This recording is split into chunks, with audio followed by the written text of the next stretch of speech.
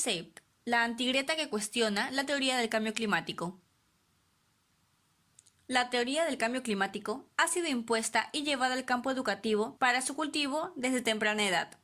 Germinar luego en jóvenes que apuestan por un nivel ideológico y posterior promoción en políticas que rigen en distintas naciones a nivel global. Existen, sin embargo, elementos de prueba basados en ciencia y hasta en la simple comprobación que podrían despertar esta teoría, como también rostros de toda edad que están dispuestos a afrontar las consecuencias de sus investigaciones. Decir que se tiene una postura contraria a la teoría del cambio climático te hace ser un negacionista por antonomasia. No es así, sin embargo, en nuestros reportajes La verdad sobre el nuevo ecologismo y otro en el que estudiamos la relación entre el campo magnético terrestre y el cambio climático. No descartamos los efectos de la contaminación del medio ambiente, pero sí su nivel de agresividad discursiva, los intereses detrás de esta ideología y alarmismo que lleva, por ejemplo, a la fanática idea de comer bebés, producto del excesivo CO2 que emanan los seres humanos.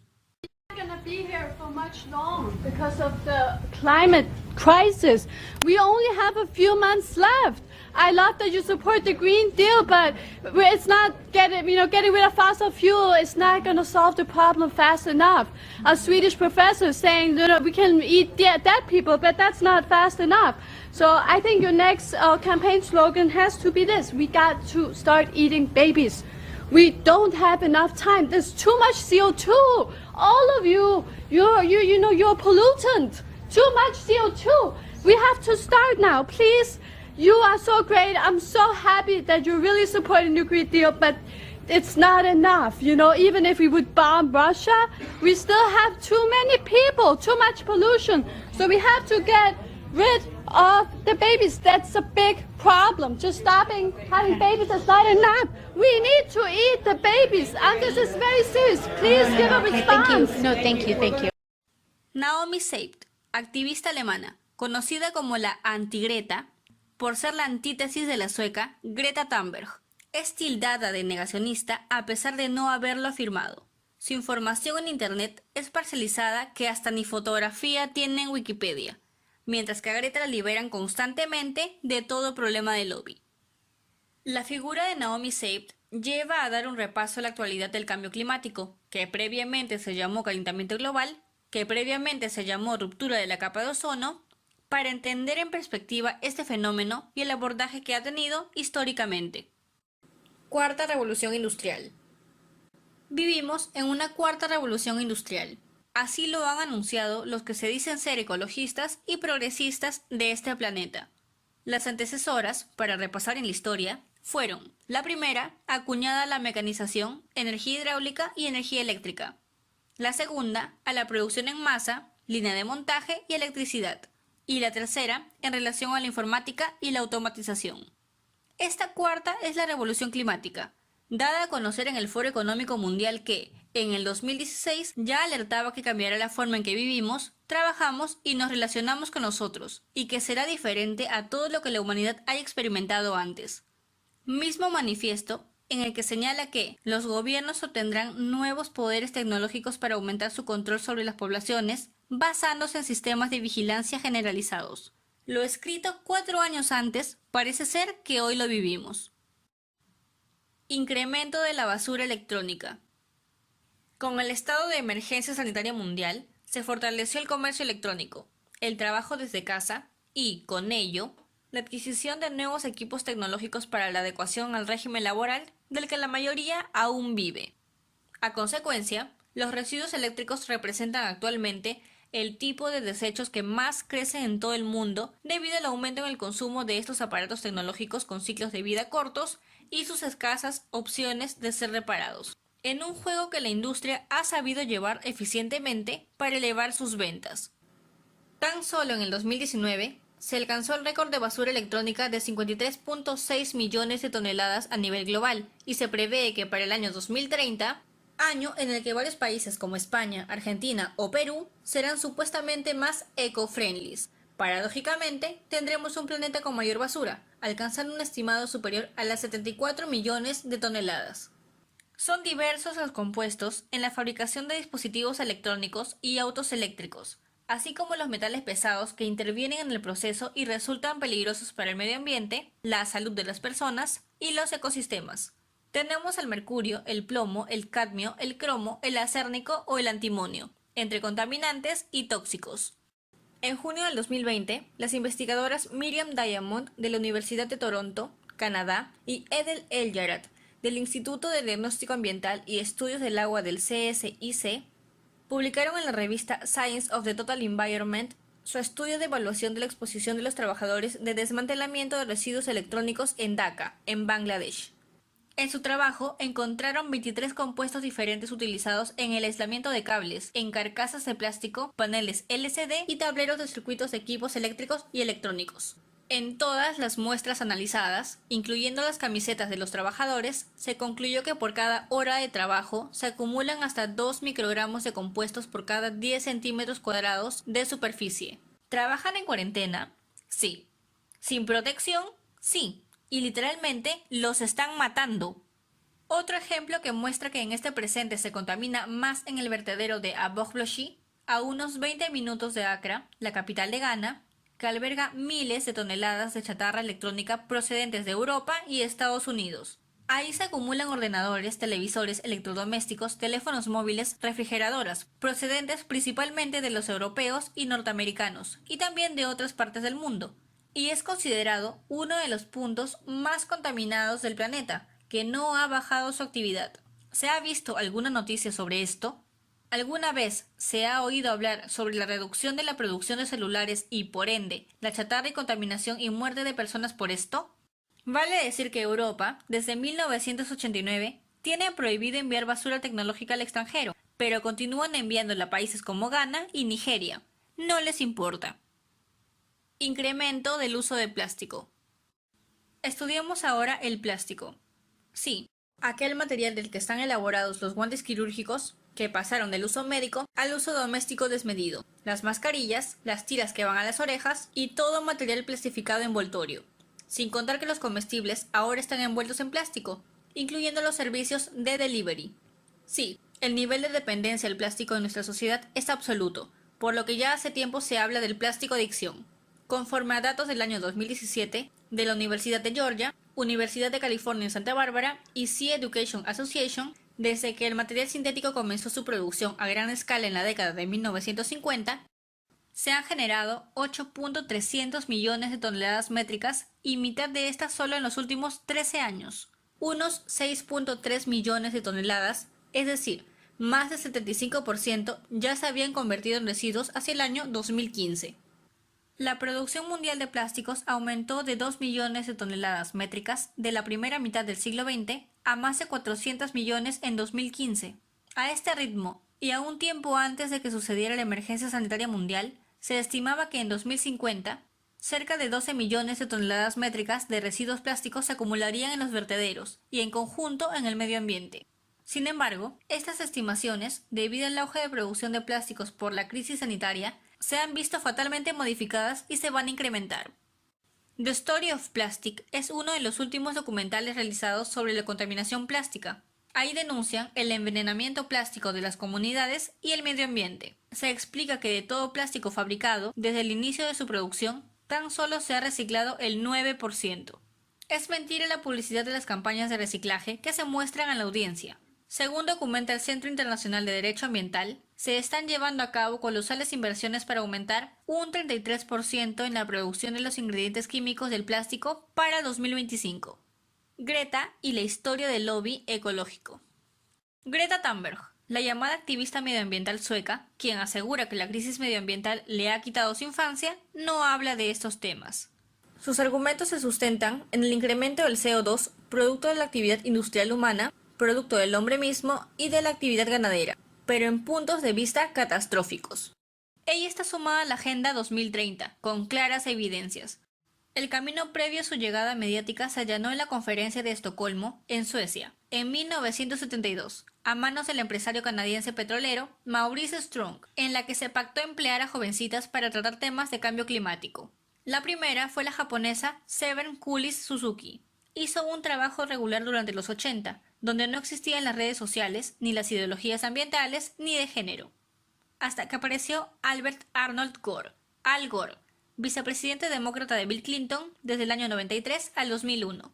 Al Gore fue ícono en su tiempo dándole continuismo a Seven Cooley Suzuki, con la ruptura de la capa de ozono, luego calentamiento global y ahora cambio climático. Y estuvo acompañado de mucha prensa, de supuestos estudios, de magnates informáticos, de inversión, banqueros, magnates de la bolsa, economistas y políticos. Al Gore afirmó que el nivel del mar subiría hasta 7 metros debido al deshielo de las placas polares. Los atolones del Pacífico, debido a su baja cota respecto al mar, habían sido evacuados. La corriente del Golfo de México, que calienta el Atlántico Norte, dejaría de fluir. Sus gráficos muestran relación entre el incremento del CO2 y la temperatura a lo largo de 650.000 años y encajan perfectamente. Desaparición de la nieve del Kilimanjaro se debió al calentamiento global. Desecación del lago Chad es el primer ejemplo catastrófico del calentamiento global. El huracán Katrina fue consecuencia más del calentamiento global. Arrecifes de coral se estaban decolorando debido al calentamiento global. Se han descubierto osos polares ahogados al nadar más de 60 millas para buscar hielo. Estas premisas de Al Gore a la fecha no resultaron ciertas. Sectores en Estados Unidos y Europa no se inundaron y no hay relación científicamente probada del incremento del CO2 y la temperatura, por citar dos de sus postulados. Pero su publicidad de imagen no duró mucho. Era viejo, blanco y aparentemente heterosexual. Eso no vende en la agenda progresista. Es así que a través de su ONG, The Climate Reality Project, empezó a hacer marketing de redes para sus sucesores. Organización que, curiosamente, en la portada de su sitio oficial hace un llamado al movimiento racial y climático que dice no ven los activistas blancos, siendo su propio líder, Al Gore, un activista blanco. ¿Ellos se preocupan por lo que sucede en Ghana y Nigeria? ¿La vida de esas personas importa? Al Gore, a su vez, forma parte del Instituto Nacional Demócrata y de la organización Center of American Progress del ex jefe de campaña de Bill y Hillary Clinton, John Podesta. Zero Hour, ONG que hizo Al Gore, tuvo algunos años como protagonista a Jamie Margolin, otra llamada activista, de 17 años, que logró cierto eco mediático en el 2017 y luego pasó al olvido. Hasta que apareció Greta Thunberg, la joven del momento, supuestamente descubierta por Ingmar Renskog, presidente de Think Tank, un laboratorio de ideas e investigación del que son miembros desde políticos socialdemócratas suecos hasta ejecutivos de grandes empresas energéticas de Suecia. Un día, afirma, estaba caminando por la calle y encontró de casualidad y se sintió conmovido por la protesta de la joven ante el cambio climático. La madre, sin embargo, ya era vocera de Greenpeace y su padre era actor. 2 años antes de ser descubierta, Thunberg ya había evaluado involucrarse en una serie de televisión formato reality para manifestar su compromiso ambiental, como podemos ver en pantalla. Entre otras incongruencias de la familia del ecologista, también está que su padre, Svante Thunberg, afirmó que nunca hemos trabajado con él, a pesar de que Greta formó parte de la junta asesora de la plataforma We Don't Have Time, fundada por Renskog. Aunque la familia de Thunberg ha intentado romper lazos con cualquier tipo de lobby, su jefe de prensa es Daniel Donner, quien trabaja en el grupo de presión de Bruselas, European Climate Foundation. Greta tapó todo con un tuit el 25 de septiembre de 2019, alegando lo que hoy es una moda, que cuando la verdad se descubre, termina siendo una conspiración, un fake news, noticia falsa. Ella, incluso, se pronuncia en favor de la organización Black Lives Matter, como Al Gore. Habría que preguntarse qué piensan los ecologistas, que sabemos no lo son, de la WWF que financian premilitares que golpean, torturan, violan y asesinan en diferentes partes del mundo, como cuando presionaron a los nativos del pueblo Baka en el Congo para dejar progresivamente su territorio ancestral e intangible debido a la creación del Parque Nacional Mesok-Ya, que no pidieron para su tierra. Why City Matters, parafraseando a Black Lives Matter, es un movimiento que impulsa instalar la app We Don't Have Time de Greta Thunberg, quien, como hemos visto hace instantes, y pese a las claras evidencias, continúa en negación a este nexo. Una aplicación que denuncia, por ejemplo, que si se ve a una bodega y se vende un producto en una bolsa y esa bolsa no es ecológica, el municipio cierra el local hasta que no se use el producto de la Agenda 2030. Campo magnético y cambio climático. La relación entre el campo magnético y el cambio del clima viene incluso con informaciones desde el 2007. e incluso una década atrás de esta fecha por el astrofísico danés Henrik Svensmark, quien afirmó que el clima estaba fuertemente influenciado por partículas de rayos cósmicos galácticos que penetran en la atmósfera de la Tierra. La teoría cosmoclimatológica de Svensmark se enfrentó a las teorías predominantes que responsabilizan al dióxido de carbono del calentamiento global, con nuevos resultados en el 2013 y en el 2017. Habían pasado más de 10 años desde que se expusiera la teoría por primera vez en 1996, junto a su colega Fritz Christensen. Fue rápidamente condenado por el establishment climático. La razón era clara: si los daneses estaban en lo cierto, toda la industria del calentamiento y sus lobbies asociados podrían derrumbarse. Lo que afirma Svensmark es que los rayos cósmicos son lo que provocan la formación de nubes. Así, una mayor o menor incidencia de estas partículas subatómicas afectarían por tanto a la nubosidad, que es una de los principales modulares de la temperatura de la Tierra. Durante los últimos 100 años, los rayos cósmicos se han ido reduciendo debido a una inusualmente vigorosa actividad solar. Menos rayos cósmicos implican menos nubes y un planeta más caliente, asegura. La razón de que lleguen más o menos rayos a la Tierra estaría en la actividad solar, de modo que para el físico danés sería aún de forma directa el Sol, y no el CO2 la principal causa del calentamiento producido durante la segunda mitad del siglo XX hasta la actualidad. En un artículo publicado en 2009, Is There a Link Between Earth's Magnetic Field and Low Latitude Precipitation?, de Mats Farsku Knudsen y Peter Reisiger de la Universidad de Aarhus de Dinamarca, se presentan registros del clima que se remontan a 5.000 años y muestran una estrecha relación entre la precipitación en los trópicos y los cambios del campo magnético de la Tierra. El campo magnético terrestre varía considerablemente y en los últimos 1500 años se ha debilitado. El estudio señala que se ha observado una disminución media del campo terrestre del 1.7% en los últimos 25 años, y en algunas regiones, como el Atlántico Sur, la disminución ha sido del 10%, a la vez que se ha observado una drástica aceleración de la deriva de los polos magnéticos. Toda esta correlación entre el campo magnético y el clima es evidente, contrastable y ya sometida a experimentación en laboratorio. Lo curioso es que ninguno de los científicos que explican la relación del cambio climático y los polos magnéticos terrestres ha desacreditado que el dióxido de carbono no juegue un papel en la contaminación del planeta, pero no así es el principal causante, por lo que han perdido una mirada más amplia del caso. Además, según el apartado oficial de la NASA destinado al estudio del cambio climático, se atribuye este fenómeno al efecto invernadero, que es el calentamiento que se produce cuando la atmósfera atrapa el calor y se irradia desde la Tierra hacia el espacio. Los gases que lo impiden son: vapor de agua, el gas de efecto invernadero más abundante, pero lo que es más importante, actúa como retroalimentación del clima. El vapor de agua aumenta a medida que se calienta la atmósfera de la Tierra, pero también lo hace la posibilidad de nubes y precipitaciones, lo que los convierte en algunos de los mecanismos de retroalimentación más importantes del efecto invernadero. Dióxido de carbono, un componente menor pero importante de la atmósfera, que se libera a través de procesos naturales como la respiración y las erupciones volcánicas, y a través de actividades humanas como la deforestación, los cambios de uso de la tierra y la quema de combustibles fósiles. Los seres humanos han aumentado la concentración de CO2 atmosférico en un 47% desde que comenzó la revolución industrial. Metano, un gas de hidrocarburo producido tanto a través de fuentes naturales como de actividades humanas, incluida la descomposición de desechos en vertederos, agricultura y especialmente el cultivo de arroz, así como la digestión de rumiantes y el manejo de estiércol asociado con el ganado doméstico. Molécula por molécula, el metano es un gas de efecto invernadero mucho más activo que el dióxido de carbono, pero también es mucho menos abundante en la atmósfera. Óxido nitroso, un potente gas de efecto invernadero producido por las prácticas de cultivo del suelo, especialmente el uso de fertilizantes comerciales y orgánicos, la combustión de combustibles fósiles, la producción de ácido nítrico y la quema de biomasa.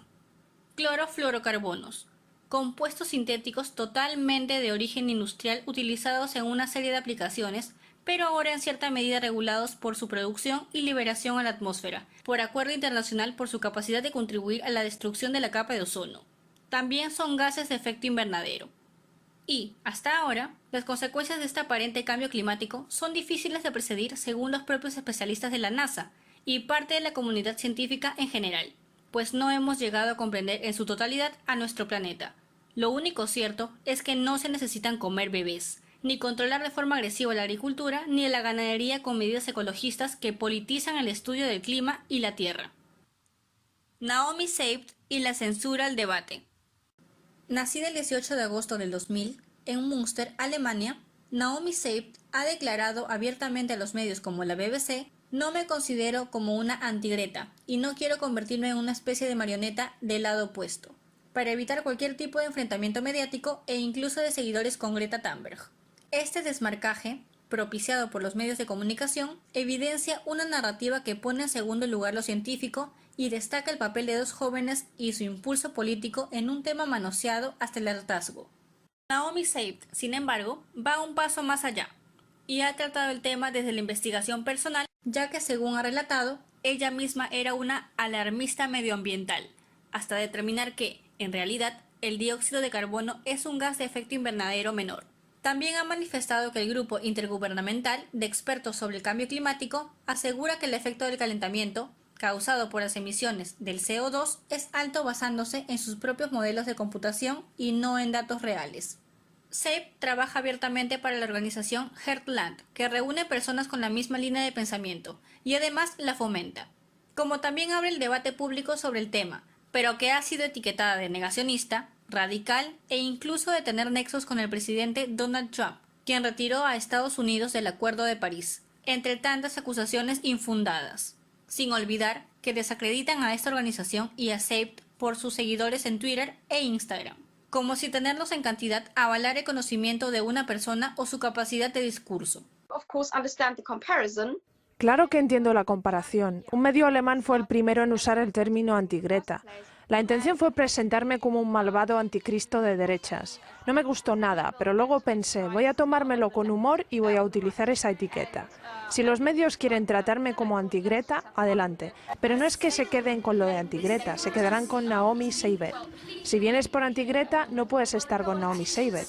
Y no es que esté en contra de Greta, creo que probablemente es una persona muy buena, inocente y todo eso. No tengo nada en su contra, es que simplemente ella no tiene nada que ver con la ciencia, lo que hace es propagar pánico, diciendo a la gente que cambien sus vidas por completo, exigiendo a los gobiernos controlar su existencia en todo el planeta. Creo que todo eso no tiene nada que ver con la ciencia ni el escepticismo, y es lo peor de toda esta situación.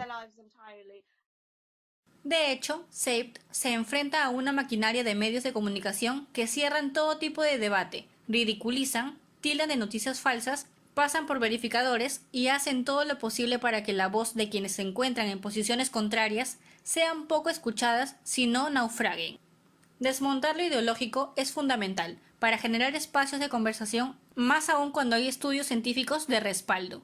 La negación de contemplar la realidad en un marco más amplio es realmente de negacionistas. Estamos contaminando más el planeta y no es el CO2 el responsable exclusivamente, y otros gases. Asumir responsabilidad sobre este tema no debería generar conflicto entre nosotros, sino tomar conciencia para direccionar esfuerzos en beneficio de nuestro ecosistema, proteger la vida y el derecho a desarrollarla sin daños colaterales.